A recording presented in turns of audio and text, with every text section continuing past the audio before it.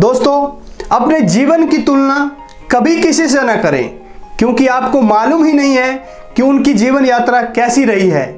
नमस्कार दोस्तों, मेरा नाम है सुरेश ठाकुर और आइए एक कहानी के माध्यम से ये समझने की कोशिश करते हैं। एक समय की बात है, एक कौवा अपने जीवन में बहुत परेशान होता है। तो एक सुबह वो पेड़ में बैठ के काई काई करके रो रहा होता है। तो दोस्तों, नीचे से साधु महात्मा जी गुजर रहे होते हैं। तो कौवे का आंसू जाके साधु महात्मा के गाल पे टपक जाता है। ये देख के साधु महात्मा जी ऊपर की ओर देखते हैं और देखते हैं कि कौवा ऊपर काई काई करके रो रहा होता है। तो महात्मा जी पूछते हैं, अरे कौवे क्यों रो रहा है? तो कौवा कहते हैं कि महात्मा जी, मेरा जीवन भी कोई जीवन है, कितना काला रंग है मेरा, मुझे कोई पसंद नहीं करता है। मैं जहाँ पे भी जाता हूँ, जिस घर में भी बैठता हूँ, मुझे पत्थर मार दिया जाता है और भगा दिया जाता है। और जब श्राद्ध का टाइम आता है तो मुझे याद किया जाता है, मुझे जूठा भोजन खिलाया जाता है हमेशा।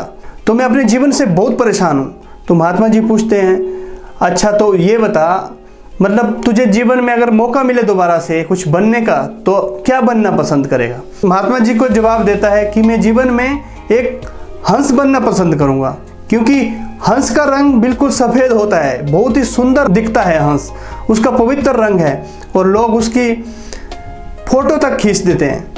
पानी में रहता है, नीचे पैरों से पैडल मारता रहता है, पता नहीं चलता है चल रहा है कि तैर रहा है। तो महात्मा जी कहते हैं, अच्छा तुझे हंस बना दिया, चल, लेकिन एक शर्त है, तू पहले जाके हंस से मिल के आ जा। तो दोस्तों, कौवा उठ के हंस के पास जाता है और पूछता है, हंस भैया, आप तो अपने जीवन में बहुत खुश होंगे, क्योंकि आपका तो कितना अच्छा रंग है और मैं कितना काला दिखता हूँ। आप तो मोती चुगते हो, आपकी लोग फोटो तक खींचते हैं, तो आप तो अपने जीवन में बहुत खुश होंगे। तो दोस्तों, हंस का जवाब होता है, यार किसने बताया तुझे ये कि मैं अपने जीवन में बहुत खुश हूँ? मैं बिल्कुल भी खुश नहीं हूँ। कौवा पूछता है, हंस भाई आपको परेशानी क्या है? तो हंस कहते हैं कि सफ़ेद रंग तो मृत्यु के बाद का रंग है, मौत के बाद का रंग है, शोक का रंग है ये, और पानी के साथ ही मिल जाता हूँ। कोई फ़ोटो भी खींचते हैं तो पानी की फ़ोटो ले रहे या मेरी ले रहे कुछ पता नहीं चलता है। तो दोस्तों, दोनों मिलके फिर महात्मा जी के पास आ जाते हैं। तो महात्मा जी हंस से पूछते हैं, अच्छा हंस, तू बता, अगर तुझे जीवन में दोबारा से कुछ बनने का मौका मिलता है तो क्या बनना पसंद करेगा? तो हंस कहते हैं कि मैं जीवन में एक तोते की लाइफ जीना चाहूँगा, मतलब तोता बनना पसंद करूँगा। वो कहते हैं कितना सुंदर दिखता है वो, हरा रंग और लाल चोंच और मिट्ठू मिट्ठू करता है, लोग उसको पालते हैं, मिट्ठू मिट्ठू कहते हैं, खाना खिलाते हैं, यहाँ तक कि लोग बादाम तक उसको खिला देते हैं। तो महात्मा जी कहते हैं, अच्छा तुझे तोता बना दूंगा, लेकिन एक बार पहले जाके, मेरी एक शर्त है, जाके तोते से मिल के आ जाओ। तो दोस्तों, कौवा और हंस दोनों तोते की तलाश में निकल पड़ते हैं। और दोस्तों, एक पेड़ में 3-4 तोते रहते हैं। तो वो ऊपर से गुजरते हैं तो उनको तोते दिखते नहीं है नीचे, हरा पेड़ होता है और उसी में बैठे होते हैं वो, तो उनको दिखते नहीं है। लेकिन बहुत कोशिश के बाद वो तोते को ढूंढ लेते हैं।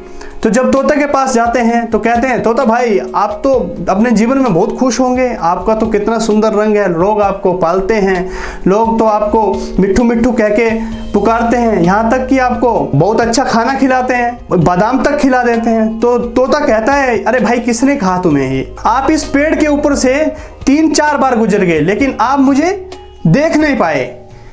मेरा रंग भी कोई रंग है, बोला, हरा रंग पूरा पेड़ के साथ ही मिल जाता हूँ, बोला, मैं बिल्कुल खुश नहीं हूँ। तो दोस्तों, वो तीनों मिलके फिर महात्मा जी के पास आ जाते हैं। तो महात्मा जी अभी तोते से पूछते हैं कि तोता, अगर तुझे जीवन में दोबारा से कुछ बनने का मौका मिले तो क्या बनना पसंद करेगा? तो तोते का जवाब होता है, महात्मा जी, मैं तो मोर की लाइफ जीना चाहूँगा, मैं तो मोर बनना पसंद करूँगा। कितना सुंदर है, दिखता है उसके, कितने सुंदर उसके पंख है, लोग इंतजार करते हैं उसके पंख खुलने का।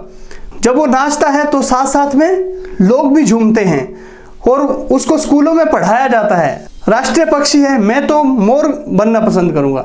तो महात्मा जी कहते हैं, अच्छा आपकी शर्त मंजूर है, लेकिन पहले मेरी एक शर्त है, आप जाके मोर से मिलके आ जाइए। तो दोस्तों, सभी मिलके मोर के पास पहुंचते हैं। तो कहते हैं, मोर भैया, आप कितने सुंदर दिखते हो, आप तो अपने जीवन में बहुत खुश होंगे, आप तो राष्ट्रीय पक्षी हैं, आपको तो स्कूलों में पढ़ाया जाता है, तो आप तो अपने जीवन में बहुत खुश होंगे। तो मोर का जवाब होता है दोस्तों, किसने कहा कि मैं बहुत खुश हूं अपने जीवन में, तो वो पूछते हैं कि क्या परेशानी है आपको, बताइए। तो दोस्तों मोर कहता है, और थोड़ी देर में एक आवाज आती है, टक टक टक। बोला ये आवाज सुनाई दे रही है, और थोड़ी देर से फिर आवाज आती है, जरा थोड़ा पास में आती है, टक टक टक। बोला तुम्हें ये आवाज सुनाई दे रही है? बोला हाँ सुनाई दे रही है। मोर कहता है ये आवाज शिकारी की है, कल ही मेरी मां को मार दिया, उसके पंख नोच दिए गए, उसको पता नहीं कहां कहां ले गए लोग अपने घरों में से जाने के लिए, और आप कहते हैं कि मैं बहुत खुश हूं इस लाइफ से। मैं कैसे खुश रह सकता हूं? मुझे तो कल का भरोसा नहीं है कि कल जिंदा रहूंगा या नहीं रहूंगा, अगले एक पल का भरोसा नहीं है। तो दोस्तों कौवा पूछता है, तो मोर भाई ये बताओ कि जीवन में कौन सबसे खुश है? बोला तू। मोर का जवाब होता है, कौवे तू सबसे खुश है। बोला कैसे? बोला तूने चिकन बिरयानी सुनी है, मटन बिरयानी सुनी है, कौवा बिरयानी सुनी है? नहीं। बोला तुझको कोई मारेगा? बोला नहीं। तुझसे कोई जलन करेगा? बोला नहीं। बोला तू सबसे ज्यादा खुश है। तो दोस्तों ये छोटी सी कहानी हमें एक सीख देती है कि हम जहां पर भी है, जिस अवस्था में है, हमें खुश रहना चाहिए।